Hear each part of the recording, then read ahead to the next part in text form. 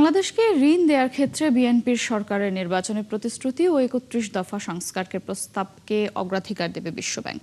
মঙ্গলবার ওয়াশিংটন ডিসিতে বিশ্বব্যাংক president Ajay bunker সঙ্গে বৈঠক শেষে অর্থমন্ত্রী আমির খসরু মাহমুদ চৌধুরী এই কথা জানিয়েছেন। জলবায়ু পরিবর্তনের ঝুঁকিতে থাকা দেশগুলোর জন্য ধনী দেশ ও উন্নয়ন সহযোগীদের প্রতিশ্রুত অর্থ ছাড় করার এবং তহবিল বৃদ্ধির অনুরোধ জানিয়েছেন অর্থমন্ত্রী আমির খসরু মাহমুদ চৌধুরী। রুহুল আমিনের ডেস্ক রিপোর্ট। ক্লিংকার বেশি থাকলে সিমেন্ট বেশি খাঁটি। আনোয়ার সিমেন্ট।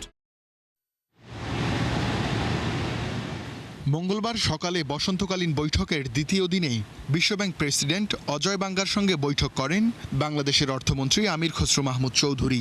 বৈঠকে উপস্থিত ছিলেন বাংলাদেশ ব্যাংক গভর্নর, অর্থ সচিব, এনবিআর চেয়ারম্যান ও ইআরডি সচিব। সরকারের নির্বাচনী প্রতিশ্রুতি ও ৩১ দফা সংস্কার প্রস্তাব বাস্তবায়নে অর্থ সহযোগিতার বিষয়ে আলোচনা করে দুপক্ষ। ইশতেহারের সাথে ওয়ার্ল্ড ব্যাংক শুধু না, অন্যান্য মাল্টিল্যাটারাল এজেন্সি যেগুলো আছে, অনেক বাইলেটারাল রিলেশন তারাও আছে, সবাই কিন্তু অ্যালাইনড এটার সাথে। এটা হচ্ছে সবচেয়ে ভালো খবর যে নর্মালি তো ওদের নিজস্ব প্রোগ্রাম থাকে, কোনো চিন্তার ব্যবধান থাকে ওদের প্রোগ্রামের সাথে আমাদের প্রোগ্রাম যায় না। কিন্তু সবচেয়ে আনন্দের বিষয় হচ্ছে আমাদের যে প্রোগ্রাম, আমাদের ম্যানিফেস্টো ইশতেহারে যেটা বলা হয়েছে, এটার সাথে তারা অ্যালাইনড। এদিন জলবায়ু পরিবর্তনের ঝুঁকিতে থাকা ২০টি দেশের মন্ত্রী পর্যায়ের বৈঠকেও নেতৃত্বের ভূমিকায় ছিল বাংলাদেশ। ২০,০০০ কিলোমিটার খাল খনন, ৫ বছরে ২৫ কোটি বৃক্ষরোপণ সহ জলবায়ু বান্ধব নানা কর্মসূচির কথা তুলে ধরেন অর্থমন্ত্রী।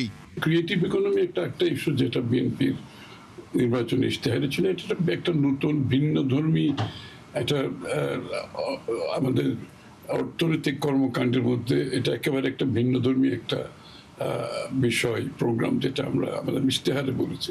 এটাও তারা ভীষণভাবে পছন্দ করেছে এবং টু দ্য এক্সটেন্ট তারা বলছে এই প্রোগ্রামটা খুবই ভালো এবং আমরা এটার জন্য প্রয়োজনে চেষ্টা করব একটা আলাদা পোর্টফোলিও করার জন্য। আইএমএফ এর সবশেষ পূর্বাভাস বলছে চলতি অর্থবছরে বাংলাদেশের জিডিপি প্রবৃদ্ধি হতে পারে ৪.৭%। অর্থমন্ত্রী বলেন, সরকারের নেওয়া কর্মসূচির প্রভাব পড়তে শুরু করলে প্রবৃদ্ধি আরও বাড়বে। আস্থা আছে। রুহুল আমিন, ৭১, ঢাকা।